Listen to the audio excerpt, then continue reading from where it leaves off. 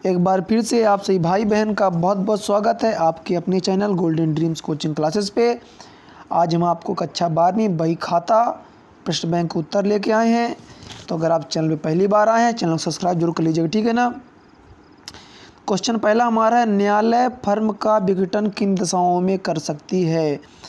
यानी कि न्यायालय द्वारा फर्म का विघटन किन दशाओं में किया जाता है या फर्म का समापन किन दशाओं में किया जाता है।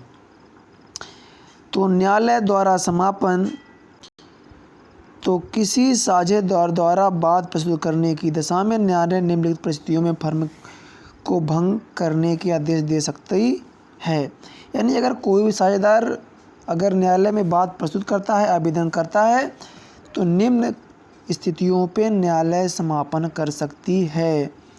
पहला है साझेदार का पागल होना।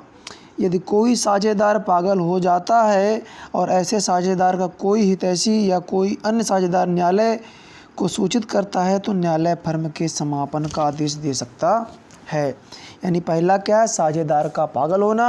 अगर जो साझेदारी फर्म है उसमें कोई साझेदार पागल हो जाता है, ऐसे साझेदार कोई हितैषी या कोई अन्य साझेदार न्यायालय को सूचित करता है तो न्यायालय फर्म का समापन कर सकता है।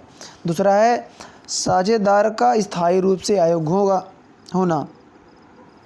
वाद प्रस्तुत करने वाले साझेदार के अतिरिक्त कोई अन्य साझेदार स्थायी रूप से कार्य करने का अयोग्य हो जाए तो न्यायालय फर्म के समापन का आदेश दे सकता है।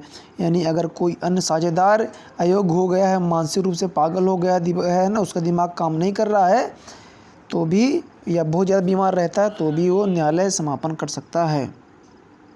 फिर आता है साझेदारों का हित हस्तांतरण। वाद प्रस्तुत करने वाले साझेदार के अतिरिक्त अन्य किसी साझेदार ने फर्म में अपने हित को किसी अन्य व्यक्ति को हस्तांतरित कर दिया हो तो न्यायालय फर्म की समाप्ति आदेश दे सकता है। चौथा है व्यवसाय में स्थायी हानि।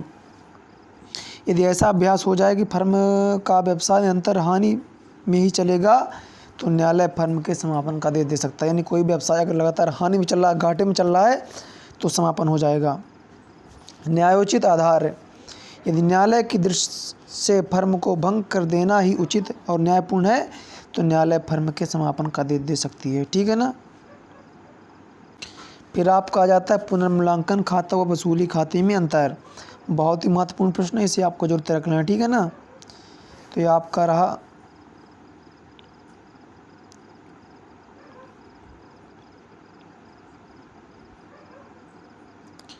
इसे आप लोग अच्छे से तैयार कर लीजिए। बहुत इंपॉर्टेंट क्वेश्चन आपके परीक्षा की दृष्टि से, ठीक है। 2 क्वेश्चन मैं बताए हैं, दोनों के दोनों बहुत इंपॉर्टेंट हैं।